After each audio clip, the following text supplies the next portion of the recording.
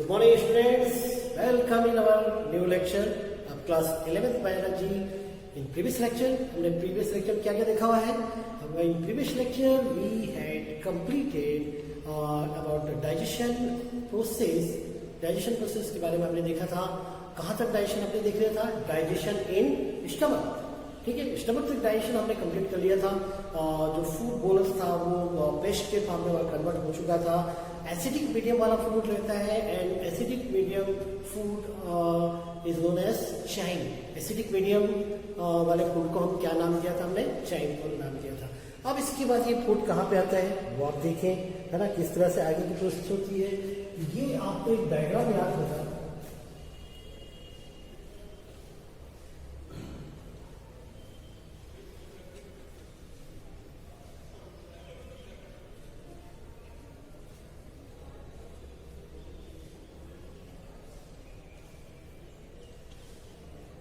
ये का आपको डायग्राम याद होगा.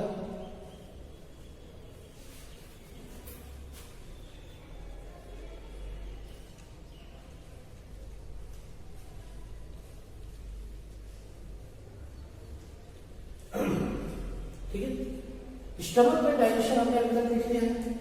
और इसके आगे तो अब हम देखने वाले हैं डाइजेशन इन इंटेस्टाइन. अब हम डाइजेशन कहाँ देखेंगे? इंटेस्टाइन में जो डाइजेशन प्रोसेस होती है वो देखेंगे.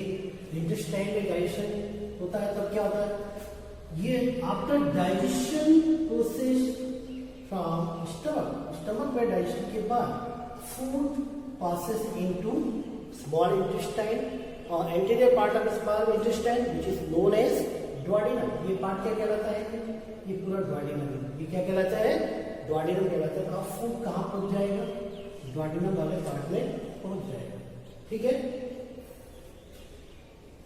After digestion in stomach food passes into anterior part of small intestine which is known as duodenum, and wall of duodenum secrete 5 hormone and intestinal juice, bile juice and pancreatic juice.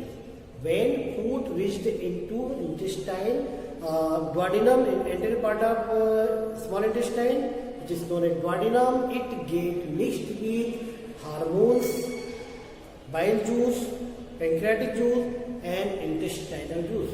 All these juices are alkaline in medium, so it neutralize acidic medium of food into alkaline medium which is known as chain. तो जैसे food यहाँ पे आता है intestine में, जो चाइन जो रहता है, चाइन फूड ये किस में कन्वर्ट हो जाता है? चाइन में कन्वर्ट हो जाता है. ये एसिडिक मीडियम वाला फूड था, किस में चेंज हो गया? एल्कलाइन में चेंज हो गया है. ठीक है. क्यों चेंज हो जाता है? क्योंकि यहाँ बाइल, लीवर से बाइल जूस मिक्स होता है, पैंक्रियास से पैंक्रियाटिक जूस और इंटेस्टाइनल जूस मिक्स होते हैं. लेकिन इसके पहले हम देखने वाले हैं hormones, action of hormone secreted from duodenum. Duodenum की वाल से डुओडेनम की वाल से कुछ हार्मोन निकलते हैं. यहाँ पर 6 हार्मोन देखेंगे. इन हार्मोन की क्या फंक्शन है वो देखेंगे. ठीक है. फर्स्ट हार्मोन है हिपेटोक्राइनिन. पहला जो हम हार्मोन देखेंगे वो क्या देखेंगे? हिपेटोक्राइनिन.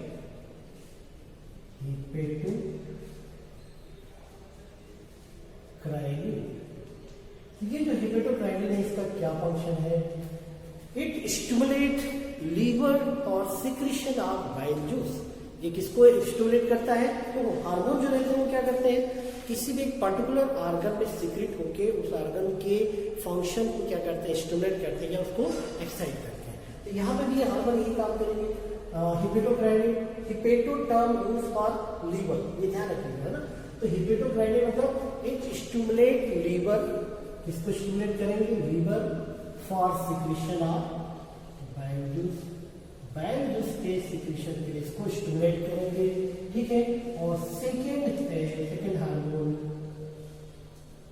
सिक्रेटिन. सेकेंड हार्मोन क्या है? Secretin. Second hormone secretin. It stimulate pancreas ठीक है, it stimulate pancreas for secretion of pancreatic juice, pancreas को स्टिमुलेट करेंगे, pancreas for secretion of pancreatic juice.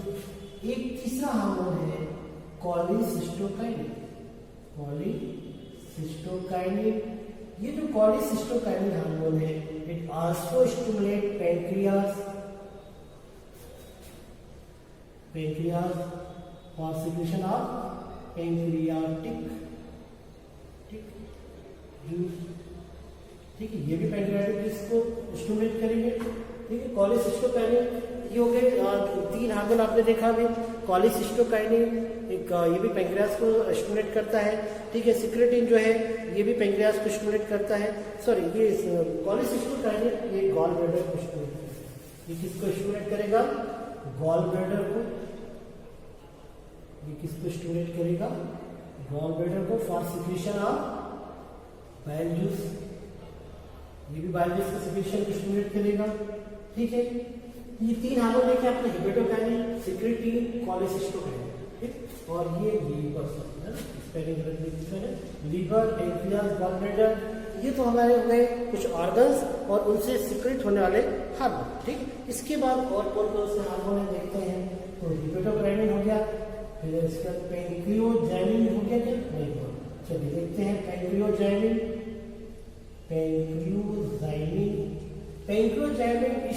Stimulate pancreas for secretion of pancreatic juice. ठीक है, फिर fifth है एंटेरोगेस्ट्रॉन।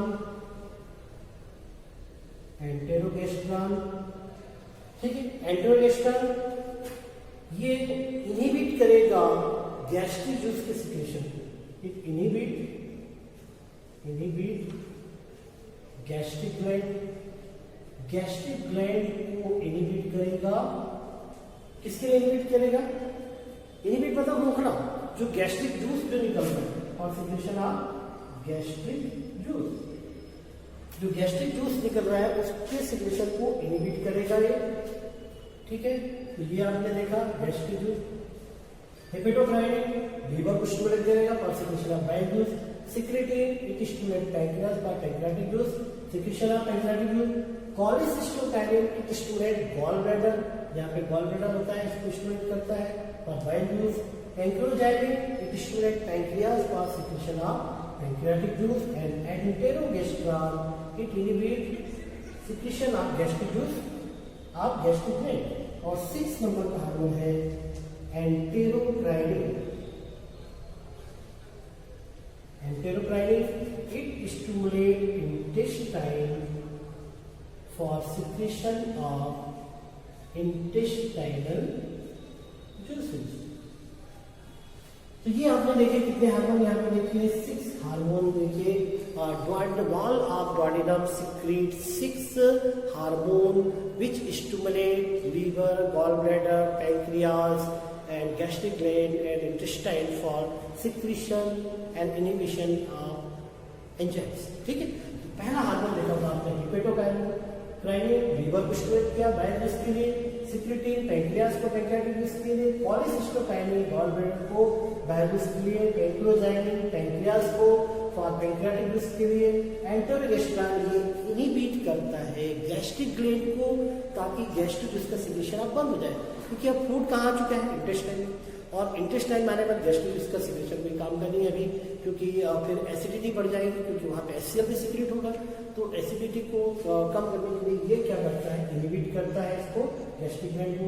और एंटेरोक्राइनिन जो रहता है ये इंटेस्टाइन जो होता है, इसमें से जो इंटेस्टाइनल जूस निकलते हैं which is also alkaline in nature, उसको ये स्टिमुलेट करेगा सिक्रेशन के। यहाँ तक समझ में आ गया। आगे हम देखते हैं बाइल जूस और पैंक्रियाटिक जूस का फंक्शन। बाइल जूस और क्या क्या यहाँ पे मिक्स हो रहा है? लीवर से बाइल जूस मिक्स हो, पैंक्रियास से पैंक्रियाटिक जूस, इंटेस्टाइनल जूस, इनके हम फंक्शन। ठीक है, okay students, let's start digestion process in intestine with bile juice and pancreatic juice also intestinal juice। ठीक है, तो अब हम देखने वाले हैं डाइजेशन इन इंटेस्टाइन। इंटेस्टाइन में डिफरेंट टाइप के जो एंजाइम्स मिलते हैं, जूस मिलते हैं वो सब। तो when food reach into intestine then it get mixed with bile juice, pancreatic juice and intestinal juice. तो इनके वन बाय वन करके फंक्शन देखते आते हैं। तो यहाँ तक आपको क्लियर हो गया है, अभी समझ में आ गया है कि नहीं। जैसे स्टमक से फूड कहाँ आता है, इंटेस्टाइन में, तो डुओडेनम के एंटीरियर वॉल से तो पहले हार्मोन्स निकल गए, उन्होंने डिफरेंट पार्ट्स को स्टिमुलेट कर दिया। अब लीवर को हेपेटोकाइनिन ने स्टिमुलेट कर दिया, ठीक है। पैंक्रियास को पैंक्रियोजाइमिन ने स्टिमुलेट कर दिया, ठीक है। सिक्रेटिन ने स्टिमुलेट कर दिया। गॉल ब्लैडर को कोलेसिस्टोकाइनिन ने स्टिमुलेट कर दिया। फिर एंटेरोक्राइनिन ने इंटेस्टाइन को स्टिमुलेट कर दिया। तो अब ये सब स्टिमुलेट होकर क्या करेंगे, अपना सिक्रेशन रिलीज करेंगे। लीवर से बाइल जूस, पैंक्रियास से पैंक्रियाटिक जूस और इंटेस्टाइन से इंटेस्टाइनल जूस। तो इनके हम वन बाय वन करके फंक्शन देखते जाते हैं। सबसे पहले हम देखेंगे फंक्शन ऑफ बाइल जूस, ठीक है। Function of bile juice, function of bile juice. तो पहले तो हम बाइल जूस का कंपोजिशन देखेंगे। पहले हम क्या देखेंगे, बाइल जूस का कंपोजिशन देखेंगे, है ना। कंपोजिशन देखेंगे मतलब क्या, इसका स्ट्रक्चर में क्या क्या चीजें रहते हैं। कंपोजिशन ऑफ बाइल जूस, फिर इसका फंक्शन देखेंगे, ठीक है। तो bile juice is alkaline solution. Bile juice कैसा होता है, अल्कलाइन सॉल्यूशन होता है which neutralize acidic medium of food into basic medium या अल्कलाइन मीडियम, ठीक है। इट्स पीएच, इसका जो पीएच होता है बाइल जूस का वो होता है 7.7, ठीक है। 7.7 इसका पीएच होता है, अल्कलाइन नेचर होता है।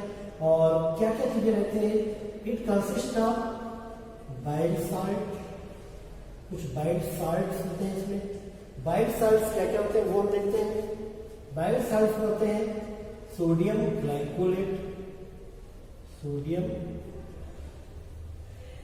ग्लाइकोलेट, सोडियम टार्कोलेट,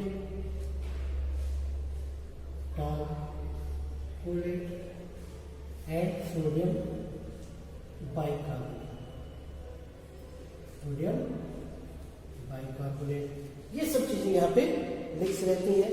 इसके बाद ये तो मैं bile salt, sodium glycolate, sodium taurocholate and sodium bicarbonate. इसके बाद कुछ बाइल पिगमेंट्स होते हैं।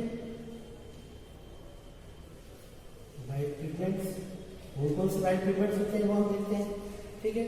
तो bile juice contain 2 type of pigments, bilirubin and biliverdin, ठीक है। Bilirubin and biliverdin are the 2 pigments which are found in bile juice. ये bile juice से पाए जाते हैं। जब उनको ज्वाइंटिस हो जाता है तो इनका रेशियो जो रहता है, जब हम यूरिन टेस्ट कराते हैं तो इनका रेशियो चेंज हो जाता है, ये बढ़ जाता है, ठीक है। तो ये हो गया बिलिरुबिन, बिलिवर्डिन। ये ग्रीन और रेड कलर, ग्रीन और रेड कलर के होते हैं। बिलिरुबिन रेड कलर का और ग्रीन कलर का, इसलिए जो बाइल जूस जो रहता है थोड़ा सा ग्रीनिश रेड कलर का दिखाई देता है, ठीक है।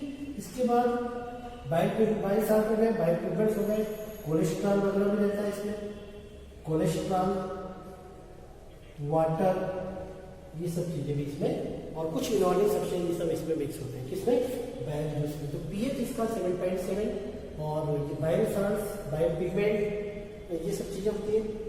यहाँ पर समझ आ गया आपको। अब इसके बाद बाइल जूस का फंक्शन क्या है, बाइल जूस का फंक्शन क्या है वो देखते हैं। तो सबसे पहला फंक्शन क्या हो जाएगा, bile juice neutralize acidic medium in food into basic medium, ठीक है। तो ये एसिडिक मीडियम के फूड को क्या करेगा, एसिडिक मीडियम वाले फूड, जिसको क्या कह रहे थे, शाइन, इसको किस में कन्वर्ट कर देता है, कन्वर्टेड टू एल्कलाइन, इसको हम क्या कहेंगे, शाइन। याद रखिएगा, आप में पूछा जाता है। Second, it destroy harmful bacteria, it destroy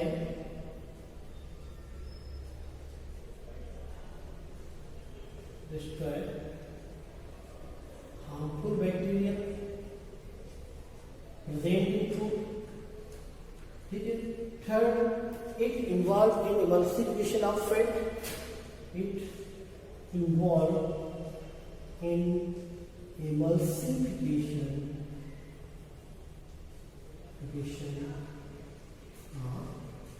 fats, ठीक है। नेक्स्ट इसके बाद है it involve in removal of waste potassium, it remove toxic substance from food में जो टॉक्सिक सब्सटेंस है उनको क्या करता है, रिमूव करता है। It helps in it increase peristaltic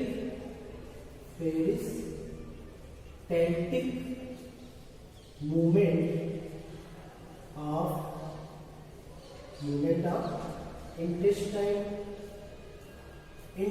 के पेरिस्टैल्टिक मूवमेंट को इंक्रीज करते हैं और सिक्रीशन ऑफ इंटेस्टाइनल जूस, और भी इसके फंक्शन है, जैसे it involve in digestion of या metabolism of fat soluble vitamin A D K, है ना, जिनको फैट सॉल्युबल विटामिन का मेटाबॉलिज्म भी ये करते हैं। तो ये हो गया इसका फंक्शन। बायोलॉजी का एसिडिक मीडियम को अल्कलाइन मीडियम में कन्वर्ट किया। इट डिस्ट्रॉय हार्मफुल बैक्टीरिया, जो हार्मफुल बैक्टीरिया थे उनको डिस्ट्रॉय करते हैं। It involve in emulsification of fats, it involve in metabolism of fat soluble vitamin, it remove toxic substance from food, it increase peristaltic movement of intestine. यहाँ तक समझ आ गया, ये इसका कंपोजिशन था, ये इसका पीएच है और ये बायोलॉजी का फंक्शन है। और इसके बाद हमको ये पता चल जाता है कि फूड अब कैसा हो गया है, एल्कलाइन मीडियम। नेक्स्ट हम देखते हैं pancreatic juice and their function.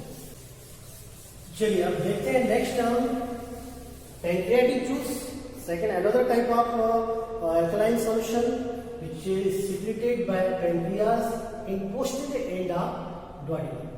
ये यहाँ से जो बाइल जूस सीक्रेट होता है, बाइल जूस सीक्रेट होता है कॉमन बाइल डक्ट से। और एक चीज और बता दूं आपको, बाइल जूस का जो डेली सिक्रेशन होता है, daily secretion of bile juice is about 1000 ml, ठीक है, प्रतिदिन 1000 ml बाइल जूस सीक्रेट होता है। और किसके थ्रू सीक्रेट होता है, कॉमन बाइल डक्ट। ये देख रहे हैं आप, लीवर से आ रही कॉमन बाइल डक्ट, लीवर और गॉल ब्लैडर से दोनों की डक्ट कंबाइन होकर कॉमन बाइल डक्ट।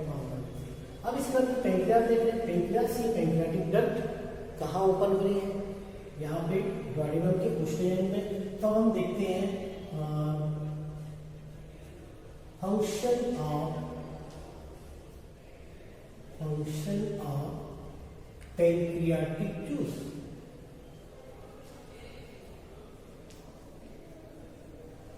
ठीक है, सबसे पहले तो pancreatic juice is a alkaline solution, ठीक है, pancreatic juice is an alkaline solution and its pH is, इसका pH जो होता है 7.5 to 8 pH होता है, मतलब एल्कलाइन है, बेसिक मीडियम होता है।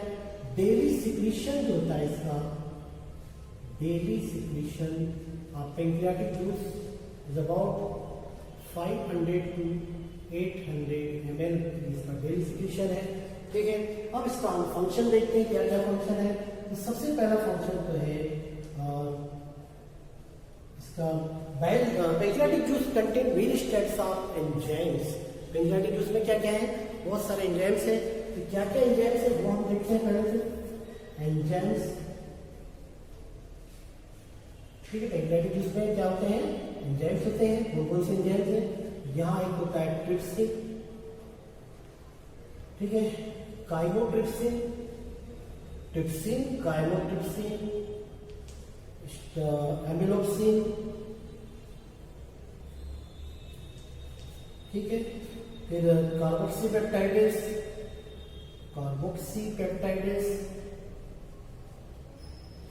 ठीक है, एमिनोपेप्टाइडेस,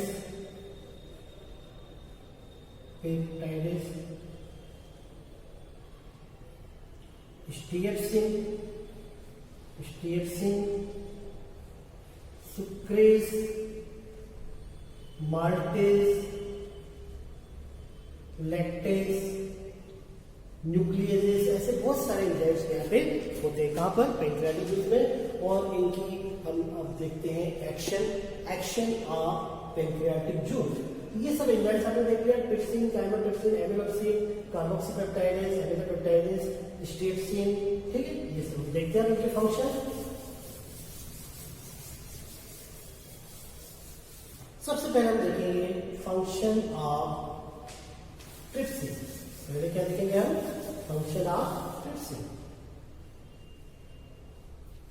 फंक्शन ऑफ ट्रिप्सिन, ठीक है। Trypsin is a proteolytic enzyme. Trypsin क्या होता है? प्रोटियोलाइटिक एंजाइम होता है and it's secreted in the form of inactive trypsinogen। ये किस फॉर्म में सीक्रेट होता है? inactive trypsinogen। inactive trypsinogen के फॉर्म में सीक्रेट होता है। ये कैसा फॉर्म है? inactive form. it activate in the presence of